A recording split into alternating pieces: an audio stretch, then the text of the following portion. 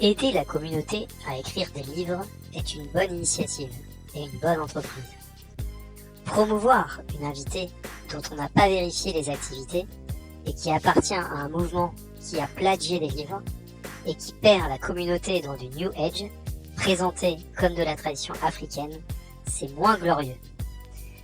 Peut-on fermer les yeux sur les activités des personnes qu'on promouvoit, juste pour faire marcher son propre business ? Doit-on croire sur parole le ou la première venue qui semble détenir la vérité, ou avec qui on partage quelques points de vue ? Peut-on donner les clés à une seule personne, un seul groupe, aveuglément ? C'est des questions que nous devrions tous nous poser.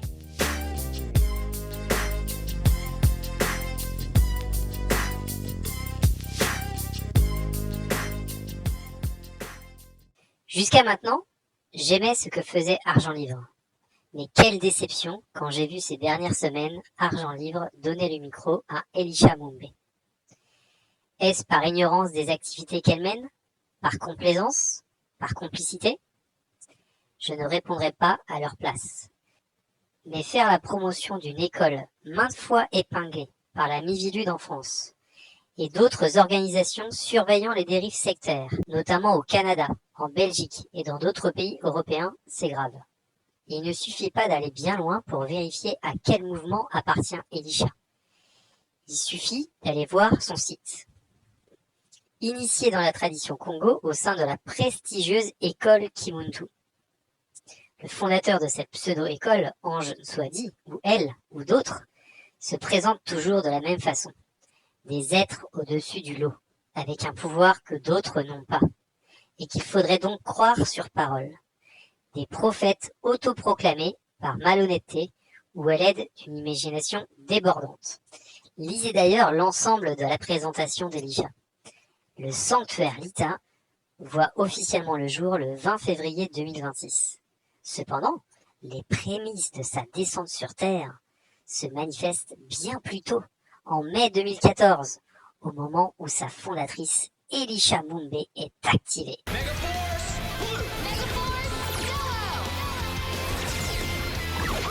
Déjà, le sanctuaire est descendu sur Terre. C'est une descente extraordinaire, c'est de la science-fiction. Au passage, mai 2014, c'est la date de création de quoi ? De l'école initiatique Kimuntu. Pas à pas, Elisha met son savoir, ses soins et sa bienveillance au service de la communauté humaine.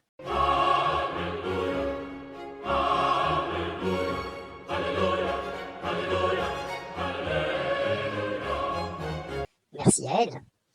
Initiée dans la tradition Congo, au sein de la prestigieuse école Kimuntu, qui n'a rien à voir avec la tradition Congo, à part des mots de Kikongo. Elle entreprend d'abord un profond travail d'ordonnancement intérieur avant de le rayonner autour d'elle. On a vu les dégâts. Sa puissance, sa résilience et son amour du prochain ne tardent pas à être reconnus. Par qui ? On ne sait pas trop. C'est alors que s'ouvrent pour elle les portes du temple de Mayangi, connu dans d'autres contextes exogènes sous le nom de déesse Hathor. Le 14 juillet 2025, après une année d'accompagnement généraliste, un seuil est franchi. Les portes s'ouvrent définitivement et le centre Lita se transmue en sanctuaire Lita, temple du féminin divin. Ah, c'est magique. La mère divine Mahama Mayangi remet alors entre les mains d'Elisha la clé de la reconnexion. Donc elle a une clé divine entre les mains, Elisha, vous vous rendez compte ? Adi Shakti, Adi Shakti, Adi Shakti, Namo Namo.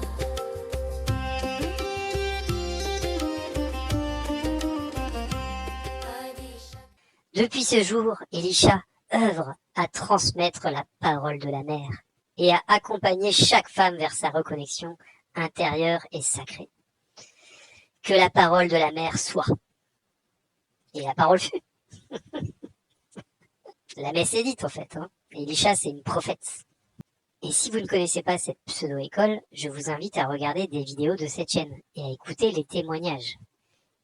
Il y a même des plagiats avérés de livres New Age occidentaux, dont ceux de Luc Baudin ou Ashayana Dean, par exemple.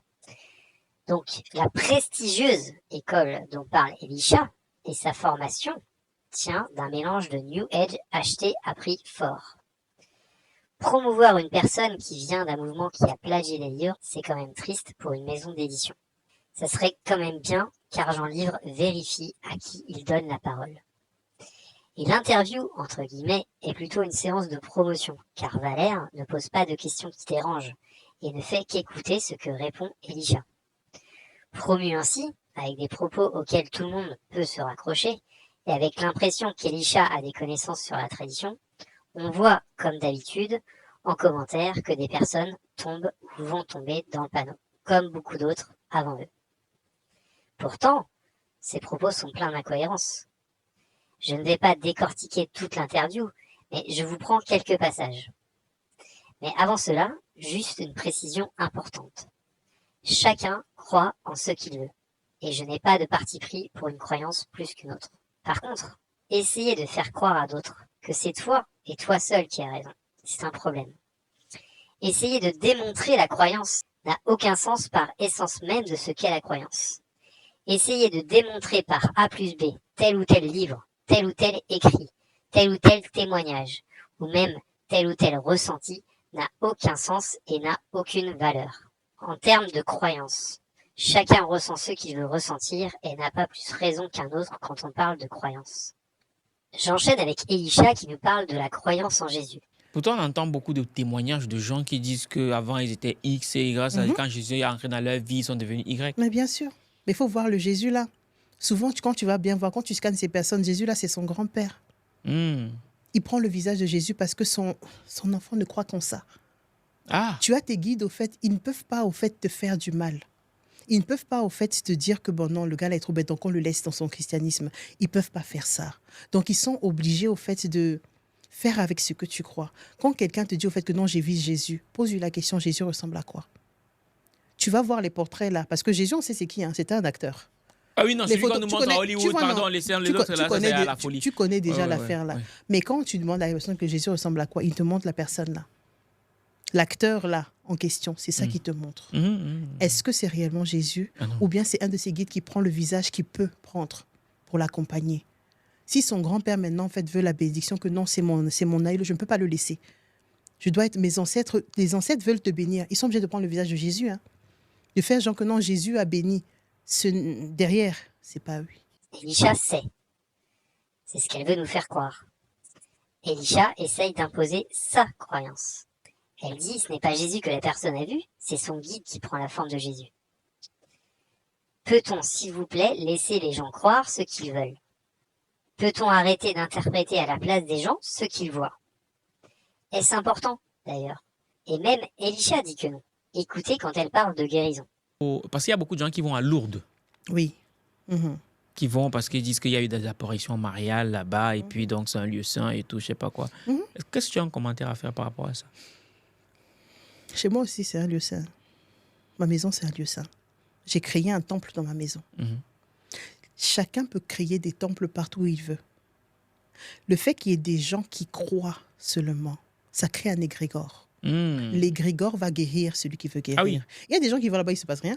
Oui. Il y en a d'autres, en fait, seulement par leur foi, ils se guérissent. Donc, le vrai truc, la vraie question à se poser, c'est est-ce que réellement c'est Lourdes qui guérit ou c'est ta propre foi qui te guérit? Quand tu crois que tu vas guérir, tu montes, tu descends, tu vas guérir. Quoi qu'il se passe, tu vas guérir. Si tu dois guérir, bien sûr. Si c'est ton heure de partir, pardon, on va t'accompagner. Mais si c'est vraiment que c'est toi-même qui te dis que non, si je vais à tel endroit, je vais guérir, tu le fais. Tes propres guides sont à côté de toi, ils vont te guérir. C'est pas l'endroit qui te guérit. C'est pas parce qu'un pasteur t'a touché, parce que l'autre a prié pour toi. Rien du tout. C'est ta foi qui fait. Donc c'est juste ça qu'on doit se dire, c'est qu'on a donné au fait notre puissance à d'autres. Elle-même dit que la croyance n'a pas d'importance. Que c'est le fait de croire qui aide les gens, peu importe ce en quoi ils croient. Donc que tu crois en Jésus, en Allah, en tes guides, en Bouddha, en n'importe quel dieu ou être, que ça te fait du bien et que tu n'essaies pas d'imposer ta croyance à d'autres, ni de vendre des pseudo-cours qui n'ont aucune valeur sur la croyance, ni des rituels, ni des pseudo-techniques de guérison miraculeuse. On s'en fout. Tu crois ce que tu veux. Par contre, est-ce que la croyance suffit à guérir? Non. Ça se saurait si c'était vrai. Elisha et cette école ont l'habitude de vendre des guérisons ou des techniques pour faire telle ou telle chose qui ne marche pas, Mais on te dit ensuite que ce n'est pas que la technique est mauvaise si ça ne marche pas, c'est que tu l'as mal fait, toi. D'ailleurs, même sur la guérison, elle te dit, si tu crois, tu vas guérir. Quand tu crois que tu vas guérir, tu montes, tu descends, tu vas guérir. Quoi qu'il se passe, Ah, ouf. tu vas guérir. Si tu dois guérir, bien sûr. Si c'est ton heure de partir, pardon, on va t'accompagner. Ah non, sauf si c'est ton heure. Donc bref, que tu crois ou que tu ne crois pas, si c'est ton heure, tu ne vas pas guérir en fait. Et ce que j'adore le plus dans ces arnaqueurs en tout genre, c'est leur humilité. Elisha répond à Valère qui lui demande si des Occidentaux viennent la consulter. Dis son message me parle, j'aimerais aller la consulter, quoi. C'est pas au fait automatique. Parce que par nature, tu attires au fait qui tu es. Donc les gens en fait qui ont le même taux de vibration vont venir naturellement. C'est pas les plus faciles, hein. C'est pas les cas les plus faciles. Là, elle parle des Noirs qui viennent la voir. J'aime son empathie à toute épreuve. Les Occidentaux, j'en ai déjà eu. Ça se passe très bien. Mais à un certain niveau, mon énergie, c'est trop haut. Ça fait mal. C'est ça qu'on dit au fait qu'il faut savoir, au fait, je me limite au fait. Je fais des accompagnements, après je dis non, continue à avancer. Parce que si tu continues, mon énergie est beaucoup trop puissante, ton corps n'est pas fait pour porter ça. Oui. Waouh, son énergie est trop haute. Elle est obligée de se limiter. Ah, c'est dur d'être un super-héros au-dessus de tout le monde. Hein. Ça va les filles, Elisha, ou tu veux que je t'aide à redescendre? Parce que ton pseudo-pouvoir de médium, on en a déjà eu des retours. Je vous invite à écouter le témoignage Gars et Dégâts sur ma chaîne. Elisha a la fâcheuse tendance d'imaginer des choses et de les projeter sur les gens, alors que ce n'est que ses propres pensées, et pas un quelconque pouvoir d'omniscience ou de clarté. Et cela peut avoir des conséquences graves sur les gens qui viennent la voir. Donc un bon conseil, arrêtez de croire sur parole quelqu'un qui semble ou dit avoir des pouvoirs. Arrêtez de vous penser inférieur ou moins sachant. Pourquoi voulez-vous absolument croire qu'une personne a la vérité quand il s'agit de croyances? Pourquoi êtes-vous prêt à donner le pouvoir à une personne ou un groupe en particulier? Pourquoi pensez-vous que quelqu'un saurait ce que personne ne sait en termes de croyances? Pourquoi donnez-vous les clés à quelqu'un? Elle le dit en parlant d'une certaine croyance, mais c'est la même chose pour elle. Donc c'est juste ça qu'on doit se dire, c'est qu'on a donné au fait notre puissance à d'autres. Et que ce soit bien clair pour tout le monde. Je n'attaque pas Elisha en tant que personne, mais sur ce qu'elle fait.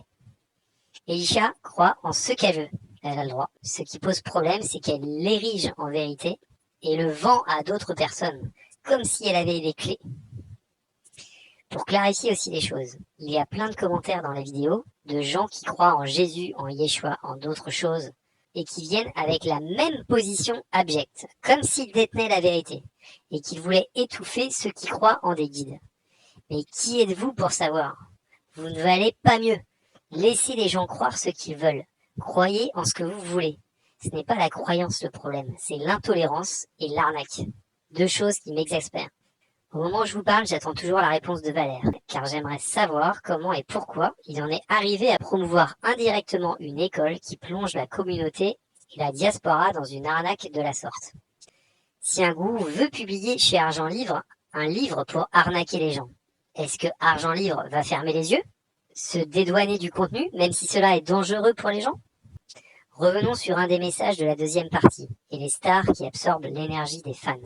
Ceux qui ont été fanatisés, certaines stars, qui ont fait des rituels compliqués pour arriver là où ils devaient être, ceux-là, ils sont ailleurs, en train d'absorber tranquillement les énergies des fans. Et ils en font quoi de cette énergie? Ils survivent. Quand tu as vécu comme ça, là, tu as fait des pactes compliqués, tu vas soit devoir te réincarner, soit devoir vivre des choses terribles de l'autre côté. Une personne qui a peut-être fait des mauvaises choses dans l'ombre, mais qui est adulée par le grand public, ben on peut lui envoyer tellement d'amour, finalement, il se retrouve du côté de la lumière, c'est ça? Non, pas du tout. Parce qu'il a fait un contrat avec des entités. Hein. Les entités l'attendent. Maintenant, l'énergie, au fait que les gens sont en train de t'envoyer là, ils absorbent, ça devient en fait leur énergie pour faire ce qu'ils ont à faire. Faire ce qu'ils ont à faire. Qu'est-ce qu'ils ont encore à faire de l'autre côté? Eh bien, en adulant qui que ce soit aveuglément, sans réfléchir, sans vérifier, comme le fondateur du mouvement auquel fait partie Elisha, ou elle-même, vous donnez votre énergie et votre pouvoir à des gens qui feront de vous ce qu'ils veulent. Et à voir les commentaires dans ces deux interviews d'Argent Livre avec Elisha, on sait que les arnaqueurs ont une belle vie devant eux. Le paradis des gangsters. Tell me why are we so blind to see that the ones we hurt are you and me?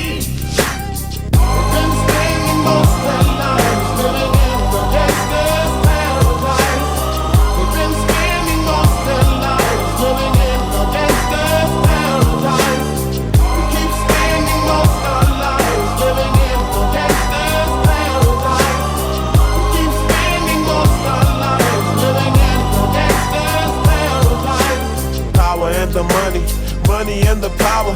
Minute after minute, hour after hour, everybody's running, but half of them ain't looking what's going on in the kitchen. But I don't know what's cooking. They say I got to learn, but nobody's here to teach me. If they can't understand it, how can they reach me? I guess they can't, I guess they won't, I guess they front. That's why I know my life is out of luck, fool. Been staying most